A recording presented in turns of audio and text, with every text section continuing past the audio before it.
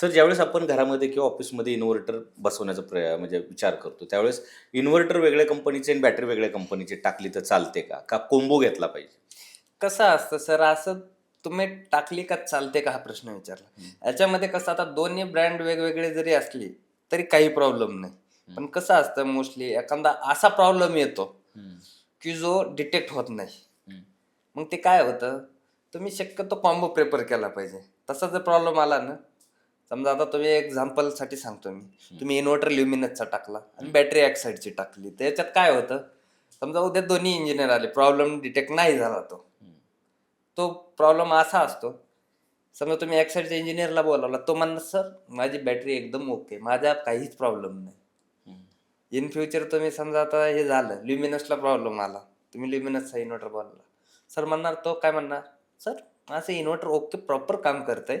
याच्यामध्ये माझा काही प्रॉब्लेम नाही. तुम्ही एक्साईडवाल्या इंजिनिअरला बोलवून घ्या." हं, तर याच्यामध्ये हा त्याच्यावर ढकलतो, ते त्याच्यावर ढकलतो. त्यापेक्षा मग दोन्ही ब्रँड एक असेल. आला इंजिनिअर, काय प्रॉब्लेम आहे सॉल्व्ह कर. हे माझा प्रॉब्लेम नाही, तो माझा प्रॉब्लेम नाही. दोन्ही ब्रँड इन्व्हर्टर प्लस बॅटरी तुझ्याच ब्रँडचं. तू चेक कर. याच्यामध्ये सोल्युशन लवकर मिळतं. त्याच्यामुळं मी जास्त हे करतो, प्रिफर करतो, की कधी बी इन्व्हर्टर बॅटरी टाकताना कॉम्बो सेम कंपनीचा टाकला पाहिजे. आता त्याच्यामध्ये कसं होतं, आता काही ठिकाणी आता आपला वाघोली एरिया आहे. हं, वाघोली एरियामध्ये व्होल्टेजचं खूप प्रॉब्लेम आहे. आता त्या ठिकाणी आता ते काही गोष्टीच्यामुळे व्होल्टेजमुळे काय होतं, लो व्होल्टेज आलं. तर आता काही ब्रँडचं असं आहे, की त्यांचं लो व्होल्टेजला इन्व्हर्टर तेवढं चांगला परफॉर्मन्स करत नाही. तशा कंडिशनमध्ये मग दोन्ही वेगवेगळे ब्रँड टाकावं लागतात. पण आता बॅटरी एक्साईडची टाकली किंवा बॅटरी ल्युमिनसची टाकली, तिथे मायक्रोटेकचा इन्व्हर्टर टाकावा लागतं. असं बी करावं लागतं.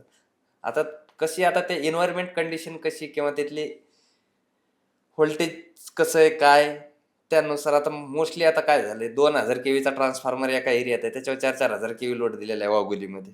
त्याच्यामुळे तो प्रॉब्लेम येतो. जर तुमच्या एरियामध्ये जर व्होल्टेज चांगला असेल, प्रॉपर 200च्या 200 प्लस किंवा मिनिमम 180 प्लस जर व्होल्टेज राहत असेल, तर तुम्ही कोणताही कॉम्बो टाकू शकता.